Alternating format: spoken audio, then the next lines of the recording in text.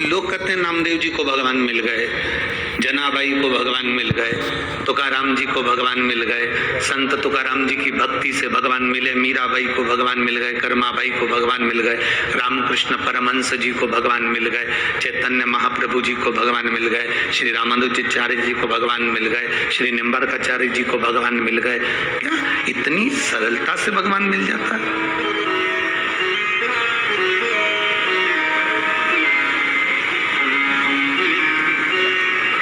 लोग एक कथा अपने घर में श्रीमद् भागवत हो, तुम्हारे घर में अगर भागवत जी रखी हो तो वेद व्यास जी की, गीता प्रेस गोरखपुर की श्रीमद् भागवत को पढ़ना। देवऋषि नारद ध्रुव महाराज की भक्ति को देखकर ईर्ष्या कर गए। प्रहलाद जी महाराज की भक्ति को देखकर देवऋषि नारद को ईर्ष्या आ गई।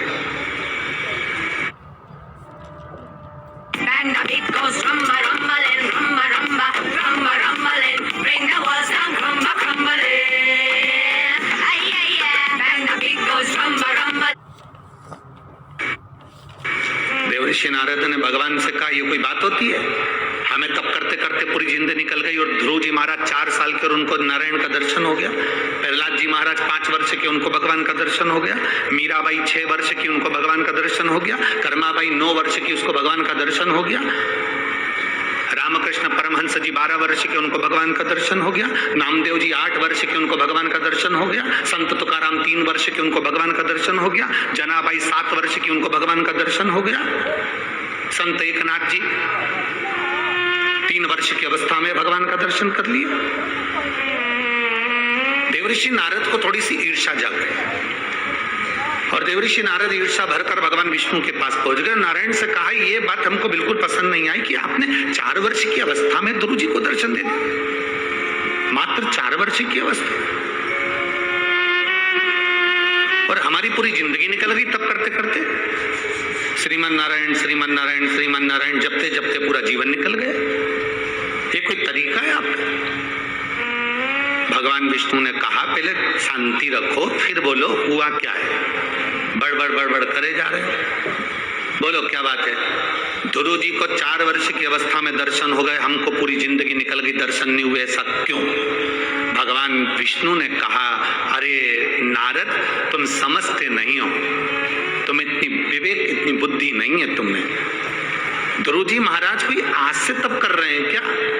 उनकी पूरी जिंदगी निकल गई तब करते करते करते करते। 1 जन्म, 2 जन्म, 3 जन्म, 4 जन्म, ना जाने कितने कितने जन्म ध्रुव जी महाराज के निकल गए। अब ध्रुव जी महाराज के जन्म निकलते निकलते तब करते करते उनका समय, तप की अवधि समाप्त हो रही थी। इसलिए भगवान ये नहीं देखते कि कितने वर्ष का है, उसकी तप की साधना कितनी हो गई। भगवान ने ये देखा, तब भगवान ने दर्शन दिया है, तब भगवान पहुंचकर दर्शन प्रदान करें। जो देवऋषि नारद से भगवान नारायण ने कहा, वो आप अपनी बुद्धि में उतार कर रखना। सुनो नारायण, भगवान की कथा में, शिव महापुराण में, सत्संग में, मंदिर के दरवाजे पर, भगवान की चौखट पर और भगवान की अविरल भक्ति में जब व्यक्ति कई जन्म निकाल देता है, तब साधना करते करते करते करते, जैसे आप में से कोई कोई माताएं ऐसी होंगी जिनकी उम्र 30 वर्ष होगी, 30 साल पहले वो भगवान को लोटा भर के जल नहीं चढ़ाती थी। कोई कोई माता ऐसी होगी 15 साल की, जो 15 साल के पहले भगवान को जल नहीं चढ़ाती थी। कोई कोई 60 साल का व्यक्ति बैठा होगा, 60 साल के पहले शंकर जी के मंदिर में 1 लोटा जल नहीं चढ़ाता था, सब दूर जाता था पर शिव के मंदिर नहीं जाता था। आखिर 60 साल के बाद तुम 62 साल के हो गए, 63 साल के हो गए, तब तुम शिव जी के मंदिर जा रहे हो, शिव जी के मंदिर में लोटा भर के जल चढ़ा रहे हो। तुम्हारा मन शिव महापुराण में लग गया, तुम्हारा चित्त शंकर की भक्ति में लग गया, तुम्हारा मन हरि विठ्ठल की भक्ति में लग गया। जरा विचार करो, ऐसा क्यों हुआ? जो 40 साल में नहीं हुआ, जो 20 साल में नहीं हुआ, जो 30 साल में नहीं हुआ, आज तुम्हारा मन शंकर जी के मंदिर जाने का करता है, 1 लोटा जल चढ़ाने का करता है, वो क्यों? तो भगवान नारायण ने कहा, नारद, जब व्यक्ति की तप साधना होते होते होते होते समय बीत जाता है, तब वो जब शिव महापुराण की कथा में जाकर बैठ जाए, मेरे मंदिर तक आ जाए, मेरी सेवा में लग जाए, तो समझ लेना कि उसकी हजारों वर्ष की तप साधना पूर्ण हो गई, तो मैंने उसको दर्शन दिया।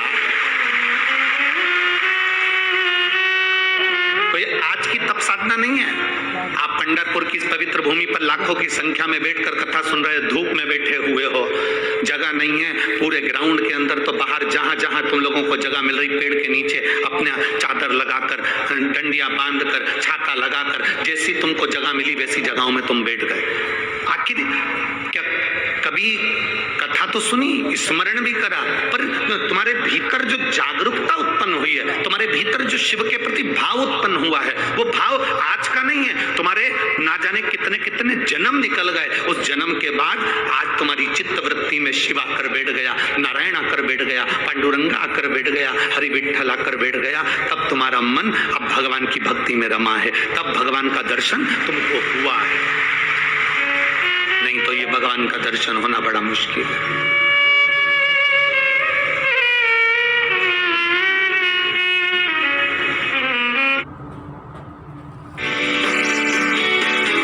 मेरा नाम अंकित है और मैं एक ट्रैवल कंटेंट क्रिएटर हूँ।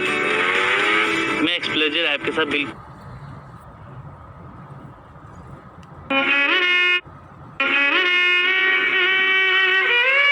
मेरे बाबा दया करना, मैं तेरे भरोसे हूँ। भोले बाबा दया करना, मैं तेरे भरोसे हूँ। इन लाइनों को हम हर कथा में गाते हैं, उसका केवल एक कारण है कि आपके मुख से निकले कि आप उसके भरोसे हो, आपके मुख से निकले कि आप उसके सहारे हो।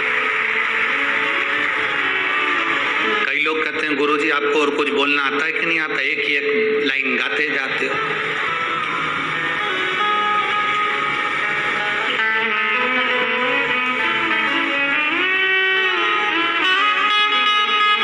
कई लोग कहते हैं गुरुजी रेडियो भी चैनल चेंज करता है, आप भी चेंज करा करो ना भजन।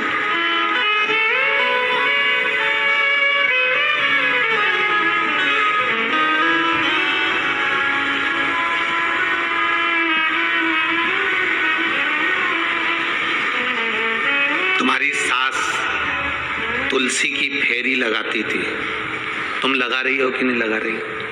बोलो, जम के बोलो, लगा रहे। तुम्हारी सास सोमती अमावस्या की पूजन करती थी, तुम करती हो कि नहीं करते हो? करते।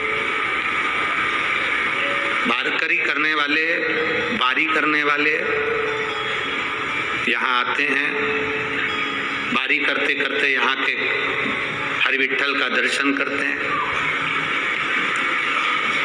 कई वारकरी ऐसे हैं जिनके दादा बारी में जाते थे, उनका बेटा वारी में जाता था, उनके बेटे का बेटा वारी में जाता था, और कई वारकरी ऐसे हैं जिनकी 8-8, 10-10 पीढ़ी निकल गई, आज भी उनका घर का व्यक्ति वारकरी यहाँ तक आता पैदल।